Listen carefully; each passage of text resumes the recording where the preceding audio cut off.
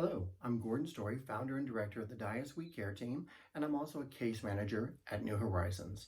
I would like to thank my friend Tim Hart, who gave me the idea for this, which is to read a chapter of my favorite book. And this is a book that is located on public domain, meaning there are no copyright infringements.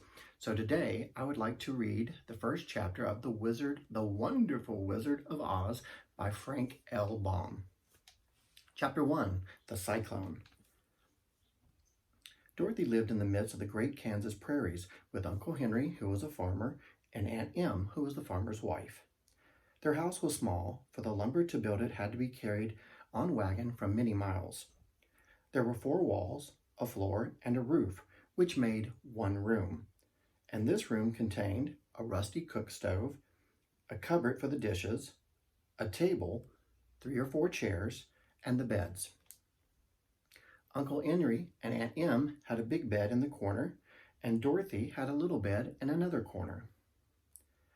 There were no garrets at all, and no cellar, except a small hole dug in the ground called a cyclone cellar, where the family could go in case of one of those great whirlwinds arose, mighty enough to crush any building in its path. It was reached by a trap door in the middle of the floor, from which a ladder could be led down into the small, dark hole. When Dorothy stood in the doorway and looked all around, she could see nothing but the great gray prairie from every side. Not a tree nor a house broke the broad sweep of the flat country that reached from one end of the sky in all directions.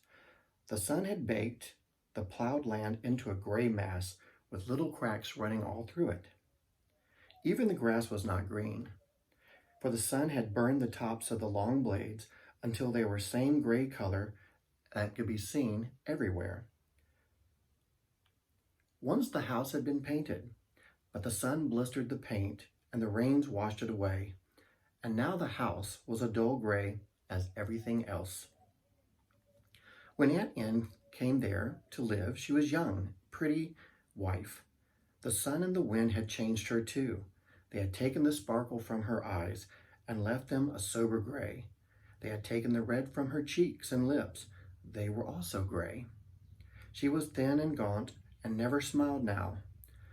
When Dorothy, who was an orphan, first came to live with her, Aunt Em had been so startled by the child's laughter that she would scream and press her hand upon her heart whenever Dorothy's merry voice reached her ears. And she still looked a little at the girl and wondered where she could find anything to laugh at. Uncle Henry never laughed. He worked hard from morning till night and did not know what joy was. He was gray also, from his long beard to the roots of his rough boots, and he looked stern and solemn and rarely spoke. It was Toto that made Dorothy laugh and saved her from growing as gray as her other surroundings. Toto was not gray. He was a little black dog with long silky hair and small black eyes that twinkled merrily on either side of his funny nose. Toto played all day long, and Dorothy played with him and loved him dearly. Today, however, they were not playing. Uncle Henry sat upon the doorstep and looked anxiously at the sky, which was even grayer than usual. Dorothy stood in the door with Toto in her arms and looked at the sky too. Aunt Em was washing the dishes. From the far north, they heard a low wail of the wind, and Uncle Henry and Dorothy could see where a long grass bowed in waves becoming the coming storm. There now came a sharp whistling in the air from the south, and they turned their eyes that way and saw ripples in the grass coming from that direction also. Suddenly, Uncle Henry stood up. "There's a cyclone coming, Aunt Em," he called to his wife. "I'll go look after the stock." Then he ran toward the shed where the cows and the horses were kept. Aunt Em dropped her work to come to the door. One glance told her that danger was close at hand. "Quick, Dorothy," she screamed. "Run for the cellar." Toto jumped out of Dorothy's arms and hid under the bed, and the girl started to get him. Aunt Em, badly frightened, threw open the trap door of the floor, and climbed down the ladder into the small, dark hole. Dorothy caught Toto at last and started to follow her in it. When she was halfway across the room, there came a great shriek from the wind, and the house shook so hard that she lost her footing and sat down suddenly upon the floor. Then a strange thing happened. The house whirled around 2 or 3 times and rose slowly through the air. Dorothy felt as if she was going up in a balloon.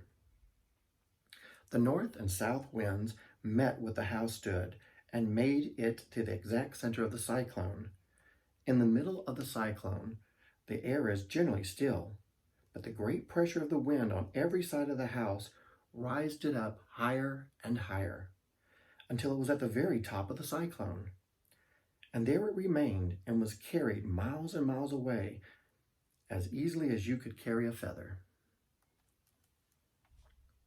It was very dark, and the wind howled horribly around her, but Dorothy found she was riding quite easily. After the first few whirls around, and one other time when the house tipped badly, she felt as if she was going to be rocked gently like a baby in a cradle. Toto did not like it. He ran about the room, now here, now there, barking loudly. Dorothy sat quite still on the floor and waited to see what would happen. Once Toto got too near to the open trap door and fell in, and at first the little girl thought she had lost him. But soon she was one of his ears sticking up through the hole, for the strong pressure of the air was keeping him up so that he could not fall. She crept to the hole, caught Toto by that ear, and dragged him into the room again, afterward closing the trap door so no accidents could happen. Hour after hour passed away, and slowly Dorothy got over her fright. But she felt quite lonely, and the wind shrieked so loudly all around her that she nearly became deaf. At first she had wondered if she would dash to pieces when the house fell again. But as the hours passed and nothing terrible happened, she stopped worrying and resolved to wait calmly and see what the future would bring. At last, she crawled over the swaying floor to her bed, lay down upon it, and Toto followed and lay down beside her. In spite of the swaying of the house and the wailing of the wind, Dorothy soon closed her eyes and fell asleep.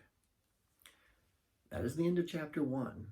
We'll read again chapter 2, and that's going to be The Council of the Munchkins.